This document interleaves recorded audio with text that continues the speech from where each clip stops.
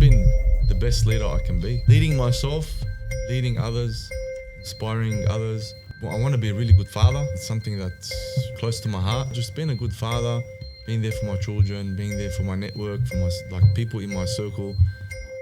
You know, like I said to you, the self-doubt kicks in. You know, am I worthy of this? Can I really help? Am I a leader? And the greatest leaders always doubted their leaders throughout history. All right, guys, we're back to the Turning Point Podcast, episode 5. We've got a guest now. This guest has almost seen me naked, but because it's his profession, it's Dully. No, I'm just joking. It's Dully. Dully owns BareWolf. That's why he's seen me half naked, because he's done my laser before. My man, thank you so much for coming to the podcast. Look, thank you, Mo. Thanks for having us. Whatever happens at BareWolf stays at BareWolf. We value confidentiality. Sorry, man. We'll sorry. Never expose anyone. I know you won't, bro. But we were just talking almost about numbers and stuff. You were hoping this was going to be episode 7 or 8. Why? Just numbers. I know you're a numbers guy. There is magic in numbers. Okay. And this is not just a thing. It's real. Yeah. Think about numbers. There's only 9 numbers. Yeah. Legit. And the world. Well, isn't 0 a number? No. The world runs on maths and numbers. It's fact. So anyway, we can dive later, but yeah.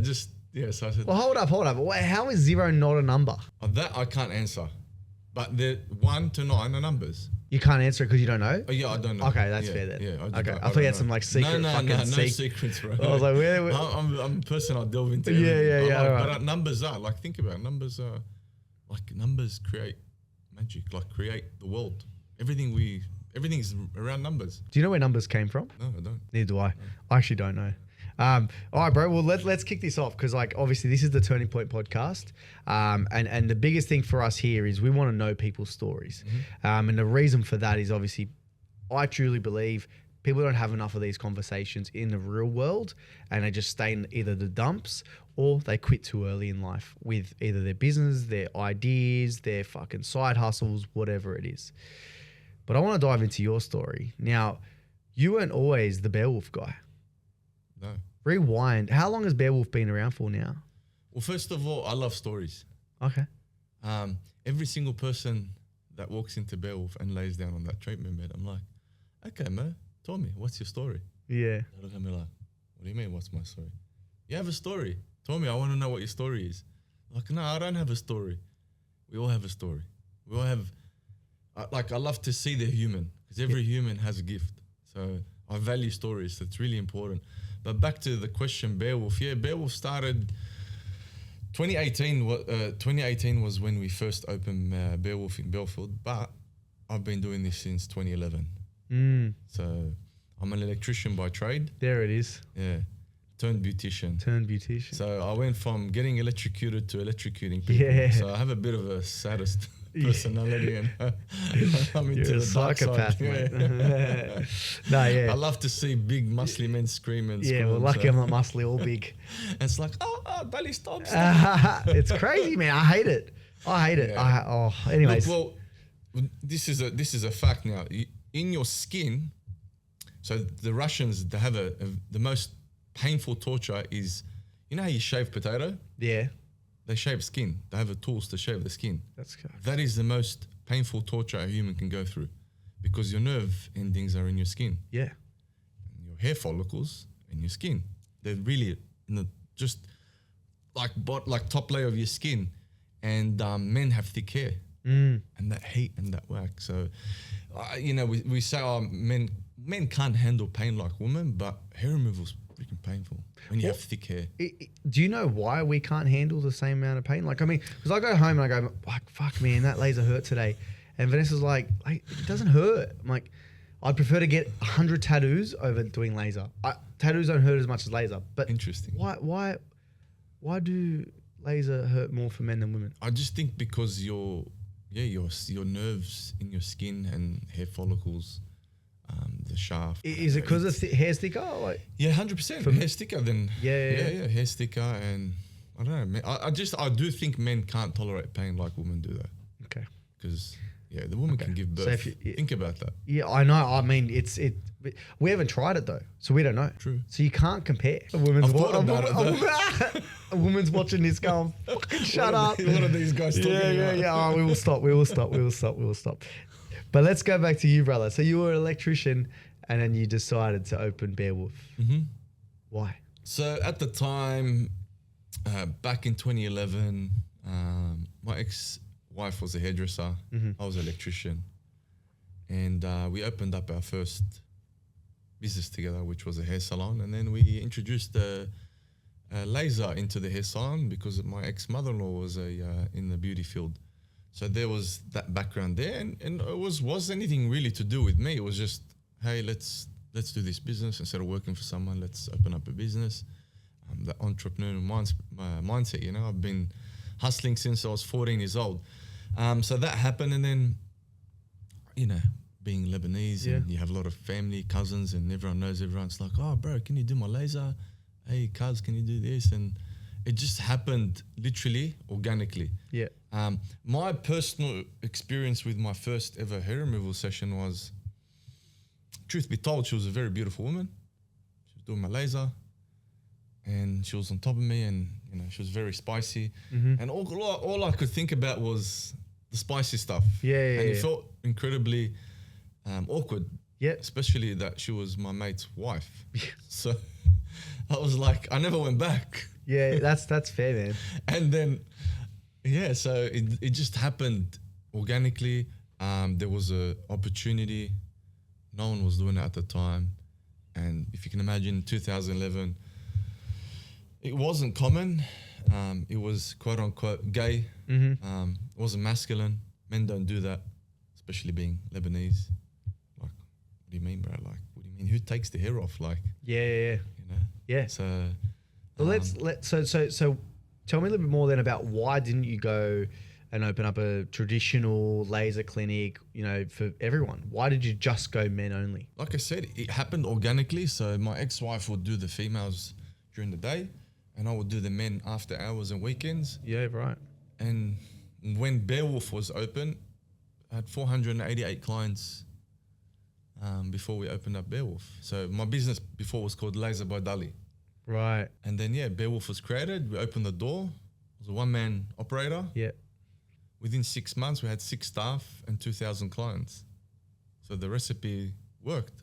Men wanted a place that they could come in, feel comfortable, feel seen, feel heard, not judged. Especially like, again, the reason why I talk about Arab and Lebanese men and Greeks, Italians as well, so any WOG mindset is because where we're located, demographically, we're located in, you know, edge of inner west and southwest. Yeah. So that's who our clients were. Yeah. And, you know, the number one complaint I would get is, every time I went to a clinic, I'd feel awkward. I'd never go back. You know, sitting in the waiting room, I'd feel like they're judging me. Yeah. So, BareWolf, you've been there, you walk in, it's like a bro culture. Although now we've toned it, we've made it more premium, we've changed that. But initially it was just a place you go in and you feel comfortable, right?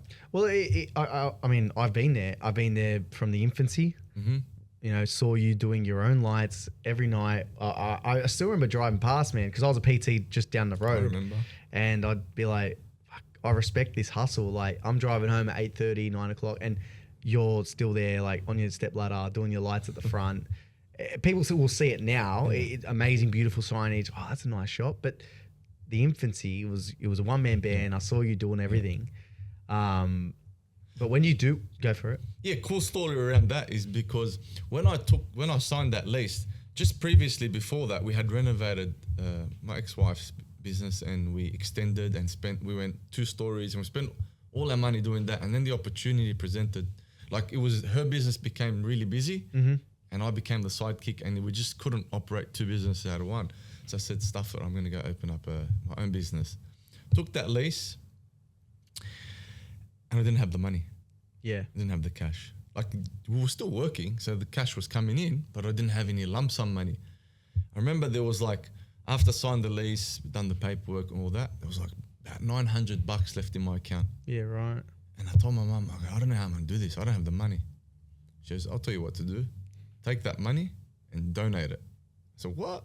She said, donate it and make a pledge like to God that you're doing the right thing, and watch how doors will open. And literally, unbelievably, that's exactly what I did. Donated the money and just, obviously we hustled as well, but, like just the doors opened, the money flowed, miraculously put it all together. Like you said, so I got the keys. By the time we did all the DA and everything we needed to do, between the first day and opening, took me 28 days to open that business. Fucking crazy. Yeah, as you know, like I was there every day till midnight on my own. I didn't ask for anyone to help. Obviously got trades what I needed, but I was doing the work hands-on. So 100%. like you said, no one sees the back end. Like, everyone thinks, it's overnight success. Well, I mean, what's overnight success? I've been building it since 2011. Yeah, absolutely. And that's why I was trying to get at that story first, because I seen the infancy and the progression and the change within the brand. But definitely now when you walk through the doors, it feels like a cave where a bear should live. A wolf, you mean? I mean a wolf, sorry. Yeah. A bear wolf. A bear wolf. But it feels like that. Yeah. And it does feel like a perfect place for where just a bloke should go. Yeah. So I think you've done really good, an amazing job with your branding when it comes to like how to make it feel like, the right avatar belongs here. Well, everything's curated. Yeah.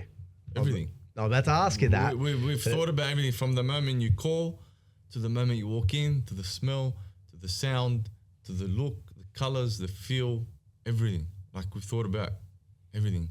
And because we've been doing it for so long, just by default, like you got to perfect it. Like, do you know what I mean? Yeah. Well, like, I mean, there must have been a moment where you started to really understand the perfection of it or the curation of it. When was it? Like, when did it click for you and go, oh, wow, this is how I want to make this place feel? Good question. I wouldn't say there was a moment, but what stood out for me was probably when I got off the tools and I realized, okay, now I'm not a operator, I'm a business owner. So you got to think different. How am I going to make these guys do what I used to do? And I still struggle with that, truth be told. That's interesting because my previous guest on this podcast, they're still an operator. And even though they are very successful in the field of being a PT, they still want to be the operator. That's okay. It's totally okay. Yeah. As long as you have other people then are going to do other things. But for you are going complete hands off, which is great. Like I'm trying to do the same thing as well. I haven't. That's the thing. This is the challenge in business. Yeah. You end up back in, and I know this sounds like cliche, staffing is a big issue in Australia, particularly in Sydney. Like, let's be realistic. People are lazy here. No one wants to really work and hustle. Every business owner you speak to says the same thing. But to be fair, do you think the staff, because I've come to this realization and I'm completely okay with it, but no one will ever work as hard as the founder. That's true. Completely fair, right? So we can't expect that from them. But why do you think it's hard for you to completely come off the tools? Because it's hard to let go. It's hard to trust. It's just like your child. It's that transition phase. You raise this child. Now this child is going into someone else's life, either getting married to a male or female, and that letting go phase, like I raised this person and now someone else is taking it. So it's that kind of feeling where, and I'm always working on personal development. Like I always want to understand how things work, how I can be better. So one thing for me is one of my principles is understand thyself, understand thy world.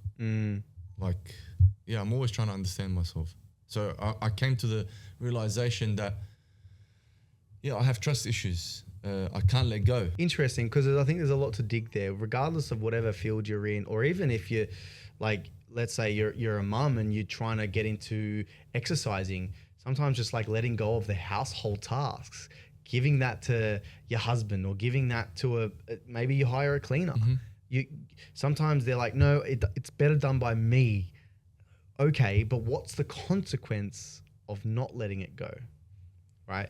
So for you now, like I mean, come back to you, the consequence of not letting go is you're not able to step out of the business and look over it as much. Yeah, well, it's like, the example I use with the team is, if there's no captain steering the ship, the ship's just going to go with the wind. And that's where I try to get the guys to go, hey guys, you got to understand someone has to be the visionary, the strategic direction, brand, partnerships. Like, these things are extremely important to grow the business.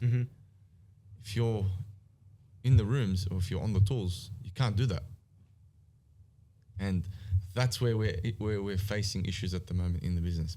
Yeah. I'm doing both. Yeah. And now, I mean, operating and I actually had a really good opportunity this year because I hired a manager and everything like that, which was great. I realized that it's not the plane, it's the pilot. It's not the business, it's us. Yes. But with that, they will not follow if there is no vision. I've been there. I've been there, and I took ownership completely when I've had staff leave me and become my competition. And I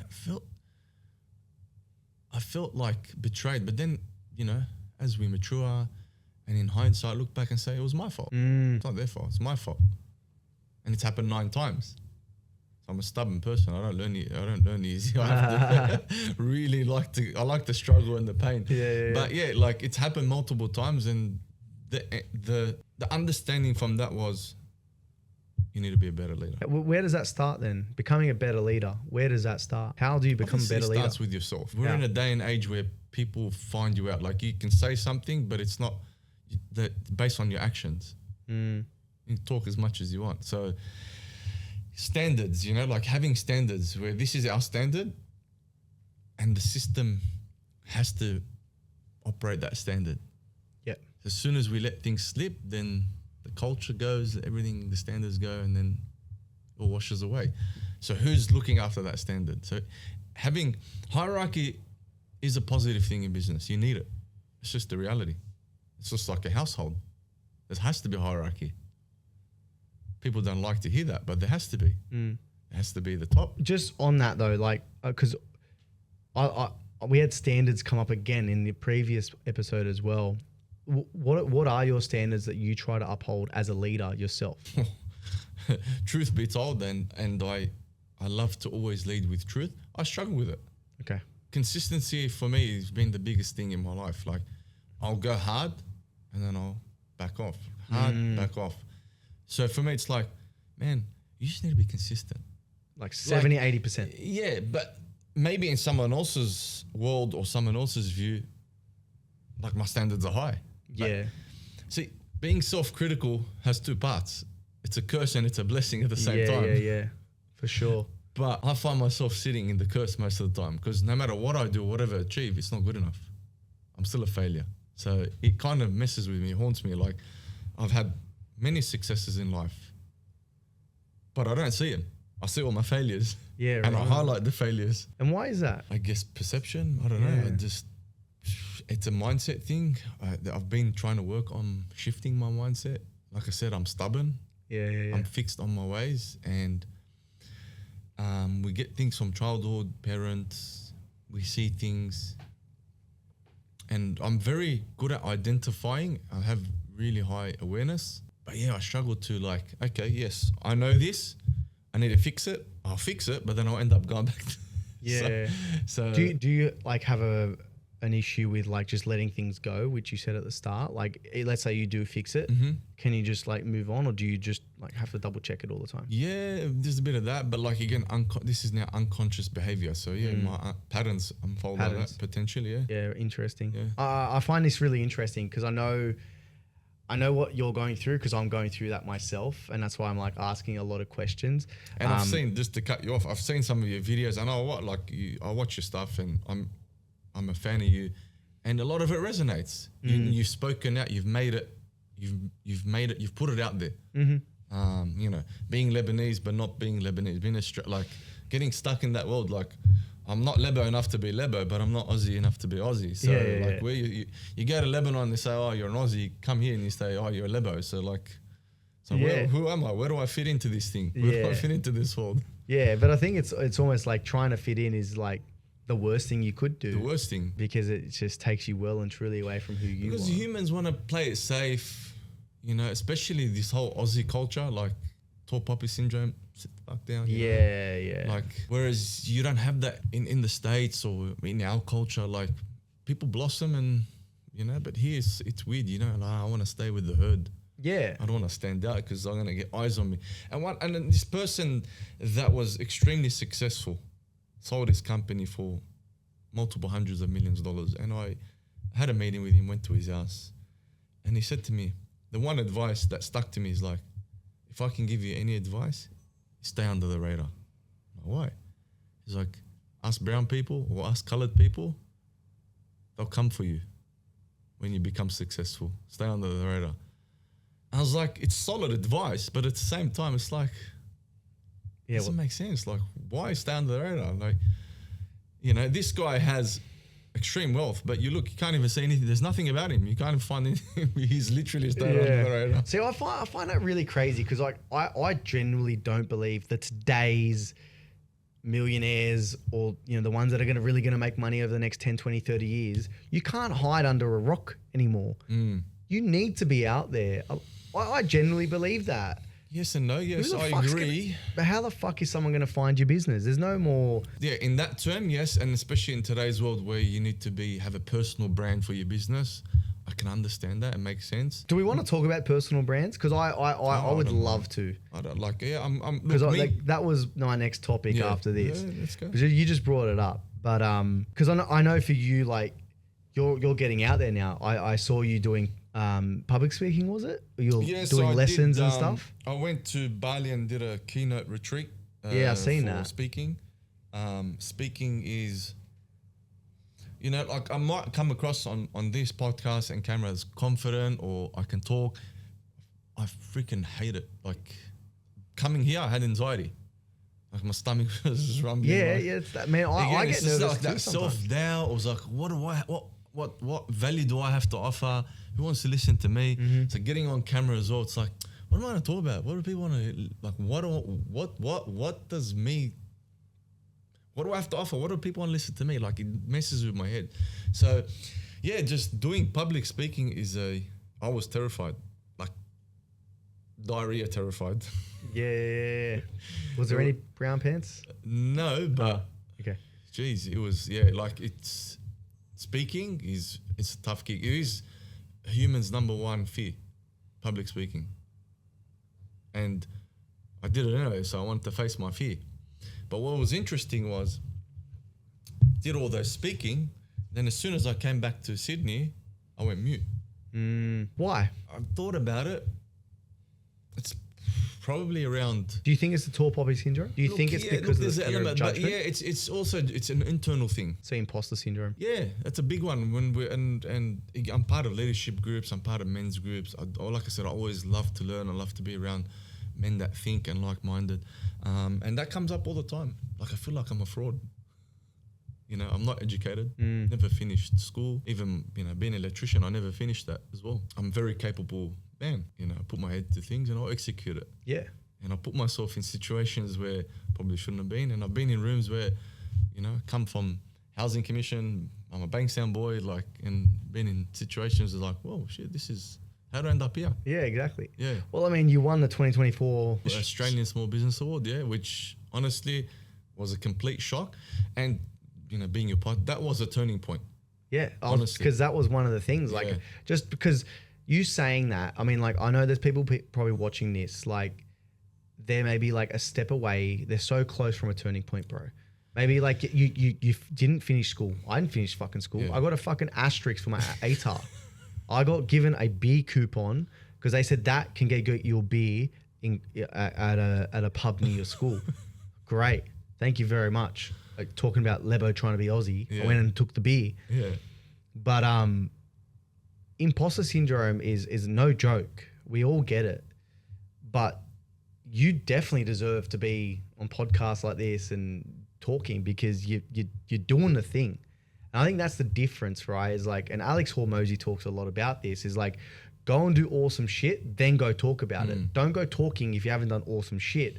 But I think you've done awesome shit and you could talk about it. And I want you to talk about it. So tell us more about the 2024 Champion Award. Yeah, so just on that, like, it's interesting and it's a good analysis. I've always been that person, like, I never talk it up. I'm always in the background. And I think to myself, man, I should. I've done a lot. Like, bro, I've done a lot. Yeah. I've gotten places in life, you know?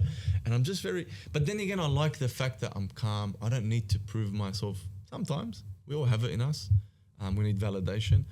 But just in general, yeah, like, and again, that tall poppy syndrome, I think it's ingrained in our system in Australia. Something to do with our schooling, something to do like the way we grew up, like, you know?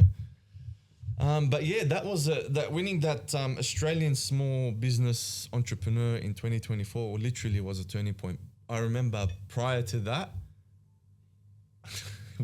but it was like I gave up. I was like, fuck this, man. Business is just hard. Life's hard. I just want to be a worker. I can't do this anymore. Like, staff in, out, losing. You're just like, I feel like you're babysitting everyone and everything's responsibilities on you. Payroll, it's just like, it's hard. Yeah. And then that happened. And like, you know, Australia-wide, there was 350 participants for that specific award. And what was the award exactly? Entrepreneur of the Year. Entrepreneur? Yeah. That's crazy. And I went up there and I'm like, fuck, I didn't prepare anything. I was like, yeah, honestly, I went down like, I'm just making up the numbers. Let's go and enjoy the night, you know? Yeah. Let's go. I took the team, like, we'll enjoy the night.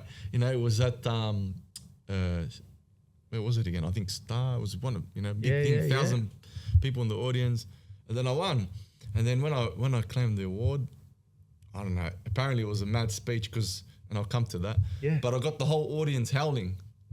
And it was a memorable moment because few people I saw that were in the audience over the years, like, oh, your speech was amazing, blah, blah, blah. So it came from the heart. I genuinely just went up there and I spoke, like, thanks to everyone, like, you know, like, it was just you know, like, humility, humble is a character that I have, like, just being humble, you know, is important. So, yeah, man. Yes, we do things, but there's a certain luck in life too. You know, I know luck is a word that gets tarnished, but at the end of the day, there is decisions that we have to make, but luck is a big thing. Like, fate is already... But I think luck only happens if you've prepared and put yourself in those positions. 100%. You know, like, if you're born with amazing genetics and you become world athlete, do you know that's luck or that's you worked hard? Yeah.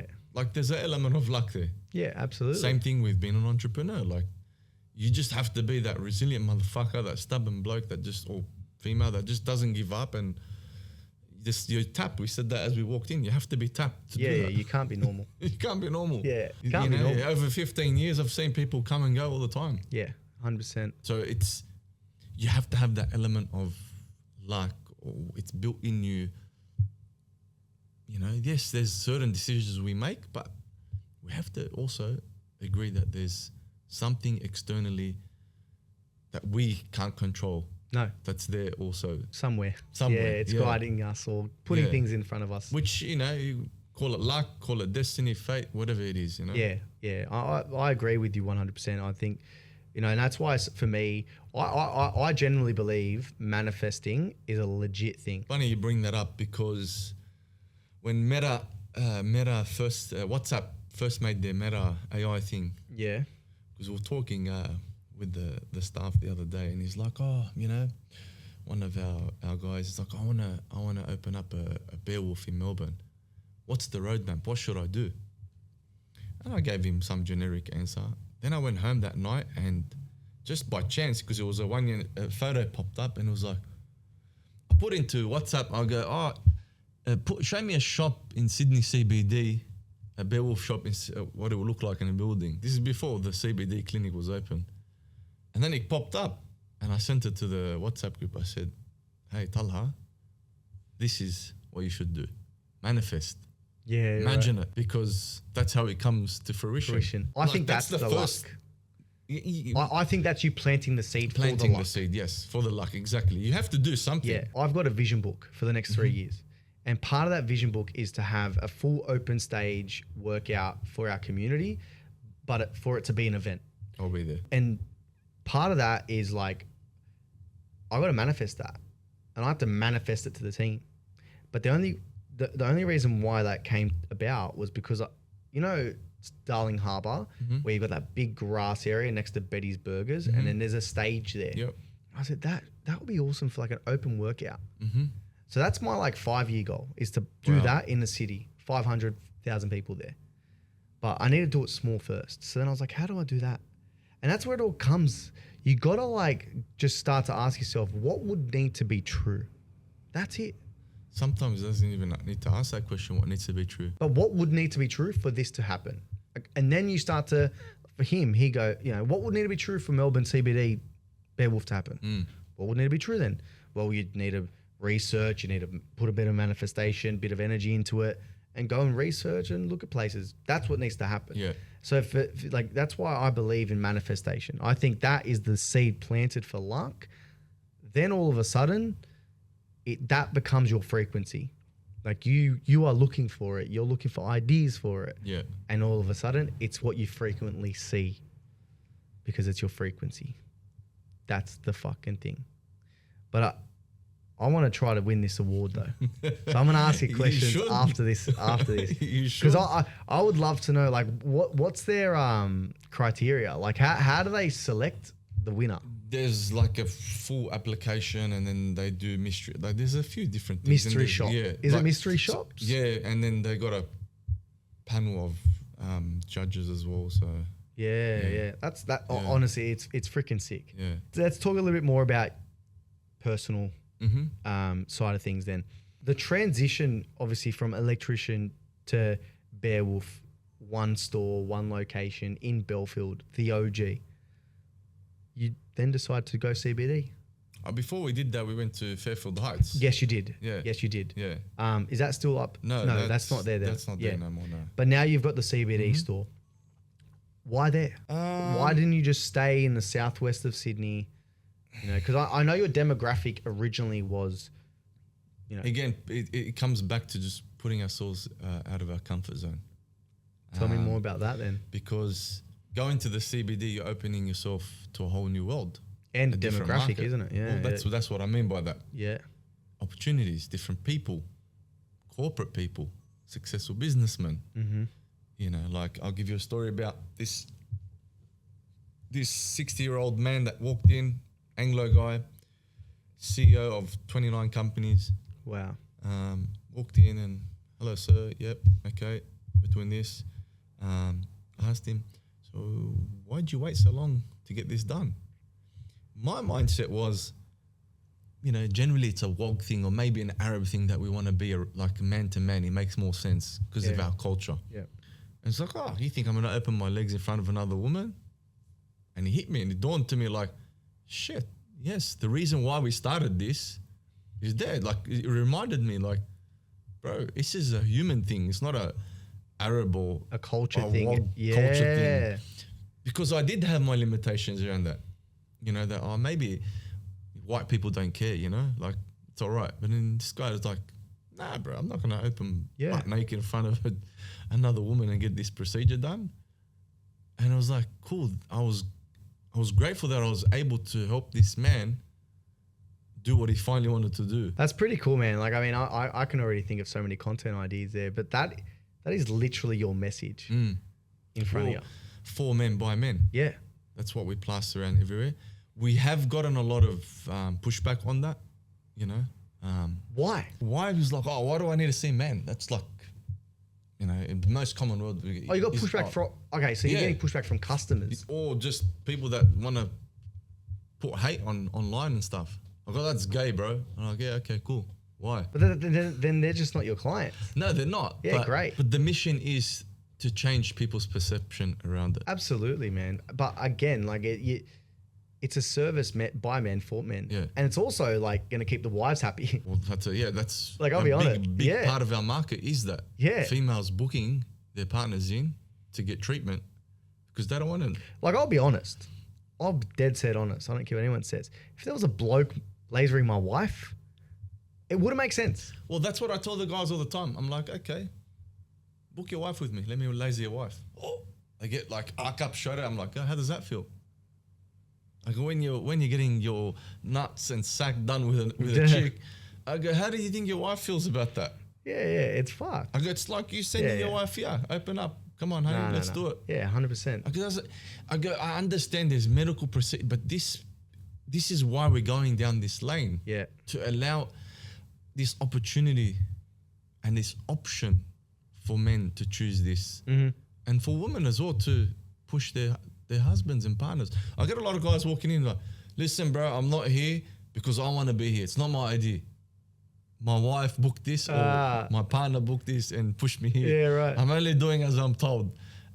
Session or two in, they love it. They're like, oh, when can I book in again? Like, so. Yeah, the biggest thing with our business is the referral aspect, because with men, we do need that push because self-care is not it doesn't come natural to men. Yeah. Today, I had a conversation when I was at the watch store changing the battery. Guy's in his late 50s. And he's like, what do you do? Blah, blah. And then he's like, oh, I don't care about my look. And he was genuinely like, it was a genuine conversation. It's like, I never have. I don't see why I should care about the way I look. And I'm like, oh, I appreciate your perspective. He goes, but I see why the young guys do it because of social media pressures and, everyone's online and stuff. Obviously, yes, that plays a role. And again, we always say, whatever floats your boat. If you don't take it serious, that's okay. There's nothing wrong. We're not here to say, oh, if you don't do self-care, there's something wrong with you. We don't push that message. Yeah. The message we're pushing is, if you want to look after yourself, we can help you. I agree, but I want to ask you a question. How important do you think self-care is for someone's confidence? I think it's extremely important. In my life, it's one of my... And I'm not just talking about self-care just for your face. I'm talking self-care in terms of health, movement, like... Self-care is broad. It's broad. It's just... It's a connotation. And I've had conversations around this with my coach, saying self-care is actually a feminine attribute. It is. And it took me a while to understand that because I was pushing the message that self-care is masculine. But it's actually not. I was contradicting myself. It is a feminine attribute to do self-care. But being a man, we both have feminine and masculine in us. It's just how we produce estrogen, so we are physically and emotionally, mentally, spiritually. We have both of those. So tapping down the self-care route doesn't make you less of a man. Okay, but when it's all your priority, then yes, it becomes feminine. And trying to be a masculine man in the world, yes, you will come off as feminine. Yeah. So self-care is many aspects, like we said. For me, self-care means going to the sauna, going for a run, looking after my skin, looking after my face, doing my hair. Self-care means going to the gym. Self-care means journaling, going to the bush by myself. That's self-care. All of those things. So it's not particularly putting a cream on. The reason why I wanted to ask you, like, why is that, like, how important do you think that is because, like, for us, we obviously own a gym. We tell people, like, if you don't focus on you first, you will always give the scraps of yourself to others around you that love you and you love. So do you think sometimes people might feel guilty for doing self-care? Do you think? Yeah, 100%. Yeah. Yeah. I get it all the time. I need to, how can I do this when I need to feed my kids and pay my mortgage and stuff? I'm like, yeah, bro, you're valid. You're right. You're not saying anything wrong. And this is a luxury. However, you need to look after yourself. Yeah. Like if you don't, you're going to feel crap. And if you feel crap. So yes, we do two different things, but essentially what we're trying to do is help people feel better about themselves. That's exactly right. I always ask myself, why am I doing what I do? Why am I doing what I do? Why am I doing what I do? Digging. And the bottom line is this is my personal understanding is I want peace for people, where peace within themselves and peace within other people. Like that's my ultimate thing is I just want people to feel peace and then feel peace with others. Yeah. Well, for us, it's just people walking out better than when they walked in. You know, because we spend 3% of their day, or people spend 3% of their day with us. But we know if we make that 3% fucking 10 out of 10, it'll affect the other 97%. Yeah. And only positively influence it. So, you know, like I know when I came to do my facial with you guys, I felt fucking good for like the next 2 weeks. I did. And you get compliments and it makes you feel good about yourself. So I think there's a level of guilt, sure, because you took time out for yourself, but you got to understand, like, if it makes you feel good, don't compromise against it. If you can make it work, because you feeling good about yourself, you're going to put that energy into your kids, into your work, into other people around you, and only good things will come from that. That's why, like, you know, I'm a big believer in, like, have your non-negotiables. Like, you know, if your non-negotiable is to go to the gym every morning, then fucking do it. Do it. So, like, what are your non-negotiables? What are my non-negotiables? Seems like you're getting into your running. Yeah, look, I've always been a runner. But again, I got triggered by non-negotiable because I don't really have a non-negotiable, which this is something I'm working on. Okay. As a man, we need to have non-negotiables. And I've always gone in and out of that. They are non-negotiable, and then I fluctuate. Yeah. In and out. But sort of like truly looking after my presentation is a non-negotiable. I've always dressed well. I've showed up like, and I'm 37 years old, so let's take you back 20 years ago when I was 17. You know, I don't know if you can imagine back then, we're going out with the boys. The boys come out in their trackies and I'm dressed in a shirt, jeans, tucked in, belt, shoes, and like, what the fuck are you dressed in? They're all in their tracksuits and hoodies, and I'm like, what the fuck are you dressed in? Isn't in the pajamas? We're going out. Like, you know what I mean? Yeah. So personal presentation to me is probably like my non-negotiable. That is your non-negotiable. Where I always want to look sharp, look good, smell good. That's another thing as well. Everyone that knows me knows I always smell good. Yeah. It's to your credit, you know, you actually do always like look good. Yeah. Well, I remember when I was in high school. Thanks, bro. That stuff doesn't exist, man. Like, I'm complimenting men all day long. I'm only fucking. You know why? Because I'll tell you why. Men, like, being a man in today's world, where can you go and you're made to feel good? This is why we created BareWolf. It's a place where we treat men like kings. Bro, you're a king when you come to BareWolf. We're going to compliment you. We're going to make you feel like amazing. So like I said, everything's curated. The whole process. So you can walk out feeling like, fuck, I feel good about myself. You don't know why, but there's a long list of things we've done. So, and that's been the mission, is because I understand, where do you go as a man and you feel appreciated? Everywhere you go.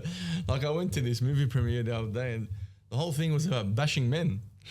And I was like, I was sitting there, like, rightfully so, don't get me wrong, like, there's things men do that are effed up and domestic violence stuff, but it's like, what's society trying to do? Make me feel like, you know, I shouldn't be a man? Yeah. Or being a man is there's something wrong with me? So just, and that's why, again, back to it's for men by men, to creating that community, culture, feel where men can come. You know what? Let's put it all on the table. Talk, let's go. Let you like, again, when you got a man laying on the bed naked, there's no more mask. Yeah. He's vulnerable, bro. He's having verbal diarrhea. He's telling you about everything. So, and again, like I said, you know, we've got people's secrets, but it stays there. Yeah. Like, it happens. But again, like I said, where does a man go? We can feel comfortable and he just lets it out. Yeah. So sometimes we are therapists. We are therapists. And we get that a lot too. Yeah. Yeah. So you understand. Yeah, man, absolutely. Especially when you're one-on-one, you know, like, it's different. One-on-one. Some people say, like, you know, but yeah, are you one-on-one intimate with that person? Yeah, very. Oh, fuck. Big thing for us is relationships building. So like, and that, because I'm assuming for you, like, recurring customer is so important. So like, to be able to build the relationship with them would be important, right? 100%. We have clients that have been coming to us 12, 13 years and they're still coming to us. Yeah, right. And They don't even need it. They just come because it feels good. They're like, these people have my personal number. They're like, Dully. I'm like, yeah, I need to see ya. I don't really need to see ya, but I want to see ya. Yeah, like, yeah, bro, come. And that's cool, man. I love that because, like, obviously it feels like, you know, they feel safe and belonging. So that's the thing. Yeah, they come, they have a bit of me time, they get to chat, they get a bit of a treatment, they feel better. And they're like, that's what it is. Like, you know, guys in their late 30s, early 40s, mid 40s, like, they've worked hard, they've made their money. And now it's just like, you know, I just want to have a bit of me time, you know? Yeah, bro. I love that, man. I love that. And like for yourself, man, like obviously now you've got the 2 stores. Where do you spend most of your time? So I'm at the CBT full time. Full time, yes. Yeah, just trying to get that place up and running. The CBD is a different market. CBD is a serious market. And I've had this conversation with you. It's like, so like the Southwest, like, yeah, it gets knocked a lot, but bro, the Southwest has a lot of character. Southwest are down to earth people. Southwest are open for a conversation. Yeah. Maybe sometimes we talk too much shit, but we're friendly people, really. Yeah. CBD, serious. It's a bit more straight shooter. Like I was, I walked past this bloke and I was trying to have a chat with him and told me to fuck off. No way. In a suit. Fuck. I was like, whoa, bro, like it really made me feel shit. Like it got me good. It actually, it did affect me. Really? It affected my confidence. I'd actually never went back out and tried to talk to people about that. Fuck, that's interesting. Yeah, because, and I get it. I watch people's behavior and I do the same thing as well when you got to run around, do things. Like everyone's just on a mission. Yep. No, it's either like literally someone's on their phone like this or someone's at their headphones and they're talking to someone or they're doing a deal. And I noticed it. It's busy. City is like serious. Yeah, man. And another thing I noticed is people, like you got to earn their trust and respect. And rightfully so. So I get that and I'm all for that. When you're the new kid on the block. That's what it is. We're the new kid on the block there and it's like, it has been a bit of a tough earn run. your stripes kind of thing. And I'm happy to be there and earn it. Yeah. And it's, like I said, it's a new opportunity. You know, just a humble kid from Bankstown. From Bankstown. Like what a turning point that is though, like moving from like Bankstown to the CBD because you live there now, right? Yeah, we live there. And now you're kind of going, well, I've got to get myself out of kind of like that identity and understanding these people. And now mindset learning, too. And mindset. And now learning this. And changing mindset because, you know, having a wealthy mindset too, you know, coming from poverty and struggle. Yeah. Messes with you. It's like not easy. Unconsciously, it's not easy, but unconsciously it's like, I ask myself, am I deserving of this? Like, I'm going to fuck this up. Like, you know what I mean? Like, And I think those doubts are so common for entrepreneurs though. Yeah. Like, you know, and that is where I truly believe like the gap closes between people winning and losing is like, you know, how many times you allow that doubt to happen, but then you just keep moving on and rolling with the punches. Look, yes, and you'll see a lot of successful people, even their success is beyond your wildest dreams, and they still have those doubts. Oh, 100%. So it's a human thing, and again, that's why being tapped. So a lot of people will just give up, but because we're tapped, we just keep going. Yeah, we just. Do you think a level of like stubbornness and maybe like self-arrogance helps us get through that? Like, what do you think it is? I think just stubbornness. I don't know about arrogance because arrogance really triggers me. Like I don't like that. I don't like that word for me in my character at all. But stubborn, yes. Like I'm very resilient, bro. And kind of, and I don't know if I said that to you earlier, but like, it's like I'm addicted to the chaos and the pain. Yeah. I truly believe what it is it's delusional belief. It's delusional belief. Maybe for you, sometimes, because my delusional belief is the other way around. I spend this has been my personal battles. I don't spend most of my time in La La Land seeing this great picture. I see myself in doom and gloom. Like, yeah, right. Do you know what I mean? So I'm always working on that. It's cool that you're so honest about that, but there's definitely times where you're believing that you 100%, can do 100%, things. Yeah, like for sure. Like I've done the vision boards and we've done it, but again, like I said to you about mindset, because of where we come from and, you know, family trauma or family history and you know, like seeing what, you know, our family's been through and how like they tried to get success and they stuffed it up as well, kind of thing. So like, I'm thinking, why am I going to be any different? Yeah, that's interesting. You know man. what I mean? That's so interesting. Yeah. So because like you're right, like we do bring our own traumas up from childhood 100%. and things like that, and that will play an effect to how we think and do things. Even like the book, I can't remember what it's called, Rich Dad Poor Dad, but it's like, yeah, Rich Dad Poor Dad. You know, where he talks a lot about like basically rich mindset versus poor mindset. Yeah, exactly right. Rich mindset versus poor mindset, and that is, you know, so interesting because you 9 times out of 10 we you know, for me, I know myself personally, money is like I didn't see much of it. Yeah, and so like my thought process with money is almost like hold it and just save it. Don't let it go. Don't let it go. Yeah. But when you understand the principle of it and what it is, it's just a fucking tool to get you the means of where you want to get to. It's a vehicle to get you to where you want to be. And you know, there's another great book called Buy Back Your Time. So now I just look at it as a tool. I'm like, okay, I can buy back my time now to be able to let me go and do this. So I hire this person to take time out of my hand, and now I can go and do this thing. So that's, that like it's hard. It's not easy to do. It's taken me 10 years to do that. But that's the whole purpose, is like, don't just be an outcome person. Enjoy the journey, because that's truly what you're trying to chase. That's the game.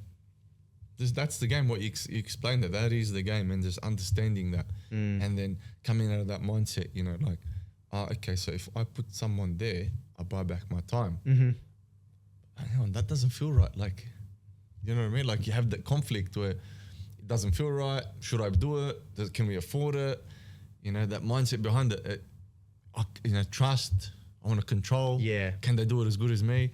Yeah. And I was told sometimes if someone can do the same task that you do at 70%. Yep. It's just as good. Absolutely, bro. And then you multiply that, and then that's how you progress as a 100%. company. Like, you're the founder of BareWolf. Like I said, like no one will ever do what the founder can do, and it's at the same energy. Like it's impossible. I remember one night I turned off the laser machine at 2:15 a.m. Crazy. Who the fuck was getting laser at 2 a.m.? There's a story behind that. Okay, but I was just about to say. like this was at peak when we were running the two businesses out of one in Punchbowl where we first started.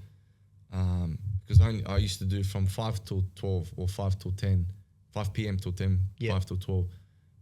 But if there was bookings and people were willing to come, and I worked. Yeah, I was workhorse. You know, and that's where I'm trying to get out of. I know I'm a hard worker.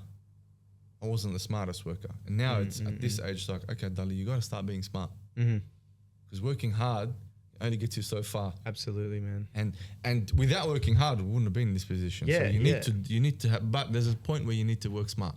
And I think there's a lesson there, because like without a doubt, nowadays, like you can earn money fast. And I truly believe it. Like, you can get on socials, you can grow a quick following, and you'll get paid by endorsements, and people will pay you to do things. But you got to build some skin in the game. You got to build some calluses. Otherwise, like, you will crumble. Yes. You will get eaten alive. It won't last for long. And really, you're building no systems for you to continue this in any direction. Like, I genuinely believe, like, you got to stack the cards up. Because like, I've just hit my 30s, and I truly believe 30s is going to be like, it's fun. I'm ready for building, right? 20s, fucking get out there and just do shit. Like, you have no money, great, but you got time. Yeah. Go and use it, okay? And then eventually go get some money, then buy back your time. But I think you're right, man. Like, you got to work hard first. I think work hard and try different. Like, on that, Leno, like I've probably done over, I don't know, maybe 25, 30 jobs. I've tried everything. Like, yeah, I can list them out, bro. You know, from cleaning toilets to doing paper boy. But what I'm getting at is, I always talk to young guys, and exactly on your point, man, there's no point making quick money. There's no fun. There's no fun. There's no scars. There's no skin in the game. You know, like it takes time, and especially, you know, and it's no secret in our community. There's a lot of people that do, you know, funny activities to make money, and I'm like, hey, bro, if you put your time and energy into something legitimate, imagine what you could do. 100%. Like, why are you chasing quick money? For you to do what you're doing, you have an entrepreneurial mindset. Put it in the fucking right energy. For me, I stand tall. I stand proud that I've never done anything illegal. I've never earned $1 illegally. Like I've always done things properly. Yeah. And so, it's very important. Like for me, I don't know, man. It's like it's a non-negotiable. You ask me, that's a non-negotiable. Right? I want to earn my dollar the right way. Yeah, man. You know, in Arabic we say bil halal. Yeah. Has to be halal, bro. Like just I can't make $1 the wrong way. I think it just makes you feel proud as well. It does. And you know, on that what you said about turning 30, like one of my mentors who was my old boss, he said to me, you think you're making money until you hit 50. When you hit 50 is when you make real money. Enjoy the process and do what you need to do. Because when you're 50, it's an accumulation of everything. Your contacts, your network, your brain, what you've done. Mate, your reputation. People don't realize how important reputation is. Reputation is so important. Oh, man. Reputation is... So you can ask Sydney about me and I can almost guarantee that I don't have... No one can say anything about me because reputation is important. Like I want to make sure when I'm 50, I've got a mad network. People, if I click my fingers, ask for favors, people are there. I'll never ask anyone for anything intentionally because I don't need it yet. Yep. But the time will come when I'm going to start calling in my favors. People won't say no. Why? Because you've never done them wrong. You've never asked them for anything. You got a good reputation. They know you're good for it. Yeah, man. So... Well, I'll train you when you're 50. Just give me a call. Yeah. I don't think you'll be training them, man. No, probably not. We'll be doing some big stuff. Yeah, we'll be doing something bigger. Yeah. Brother, what's next for you, man? Just being the best leader I can be. Love that. Yeah, just leading myself, leading others, inspiring others. You know, I haven't spoken about it, but just, I want to be a really good father. Something that's, you know, close to my heart. You know, those that know, there's some issues in the background, but yeah, just being a good father, being there for my children, being there for my network, for my people in my circle. You know, like I said to you, the self-doubt kicks in. You know, like, you know, am I worthy of this? Can I really help? Am I a leader? And the greatest leaders always doubted their leaders throughout history. They never stood there and said, I'm a leader. Nah. They always got called like you. Yeah.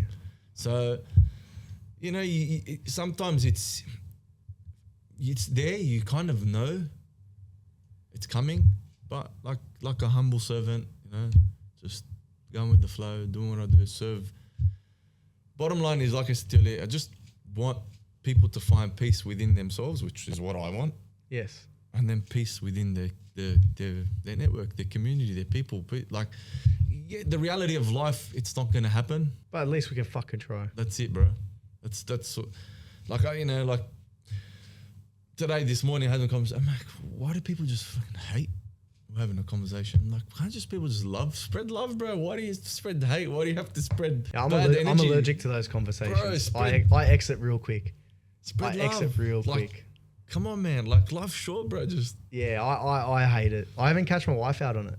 But we do it. We're humans. We do. I do it. We do. And sometimes this is a good thing. You need a good partner to call you out on your bullshit too. Oh, I have an amazing partner that calls me out on my bullshit all the time. Yeah. I get called out too. So I love that.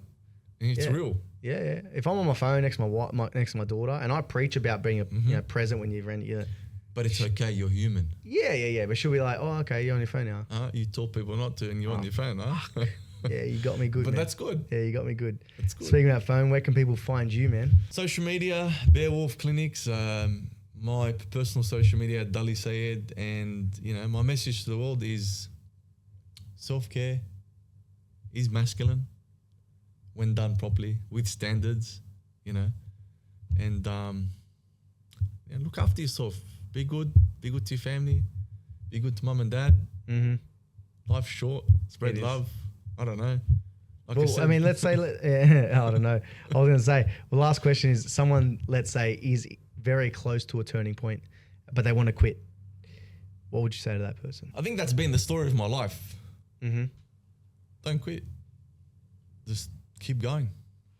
You know, I've been wanting to quit hundreds of times over. Like, you know, so like I've been as open as possible on this podcast. Like I do have my limiting beliefs, and I'm always challenging them. Like, no, bro, you can do it. Look what you've done. Just don't give up. Just keep put in the hours, put in the work. But like I said to you, I'm at that point now where I'm trying to think smarter. You know what I mean? So yeah, just observe. You know, my values are observe, connect, and elevate. OCE. I was trying to come up with something there for you, but I couldn't. Yeah. Just observe, connect, and elevate. Yeah. Observe what, if you don't mind me asking? Observe self. Okay, gotcha. And then connect. Now, like I said to you earlier, understand thyself, understand thy world. So Love we that. observe and then connect. See the human, see the person, see the gift. And then elevate. Leave things better than you found them. I love that. So I hope I left things better than I found it. Yeah, you did. Yeah. We're all going to go get laser now. Let's do it. Let's do it, baby. Thanks for coming on, my brother. Thanks for having me.